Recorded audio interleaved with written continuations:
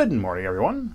Here's your fun fact of the day. Population distribution across the world is nothing even close to even. I mean, think about it. There's all sorts of landmass that we have to exclude, like the Arctic and Antarctica, because humans don't actually live there. Sure, there are humans living in those places both, but that's not their permanent residence. That's not legitimately where they receive mail or where they pay taxes to, because there are no governments there. However, across the other 6 continents, we actually see, when you examine it by landmass, quite an odd distribution as far as how things may go in a couple different ways. But then you think about it, you think actually that's not terribly odd at all. For instance, Asia, being the largest continent by landmass, a lot, has the majority of the population. Now you think, okay, it has the most population, that's right. But no, it actually has the majority, almost 60%. That is nearly 6 out of every 10 people in the entire globe, live on the continent that we know as Asia. To be fair, this continent does stretch quite a long ways, all the way from China and Russian Siberia all the way down to the Middle East. Includes the entire Middle East, up through Russia itself again,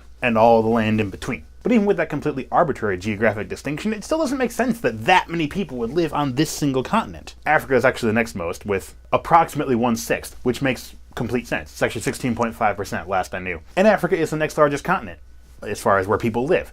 This part makes sense. It is a continent, it is a little bit larger, it has 1/6 of the population across 6 livable continents. Ta-da! Then we actually start looking at the smaller continents and we start scratching our heads as far as how did that happen? Europe is next with nearly 10%, Latin and Central America come next, North America is 6th with less than 5%, 4.8%. That just means less than 1 out of every 20 people in the world live between Mexico, United States, and Canada. And if you've been following along geographically, you understand the next continent to come, and the last one by population amount, is not Australia itself, but Oceania, because Australia, on its own landmass, the island and nation of Australia, is several percent of all of the habitable land. That's not the ice at the top or bottom of the planet. And yet, it's not the only country down there. There's still about 14 other independent nations that live in the ocean around that place. It's called Oceania. In elementary school, we called it Australia. It's Oceania. And this continent of Oceania has 0.56% of the world's population. Australia is huge. If you look at a map, this doesn't make sense at all, but this is just how things have gone. Why am I bringing this up? It's not entirely relevant. It's not of massive consequence unless you're trying to just talk to the most people in one day. Then I'll suggest you start with China and then go to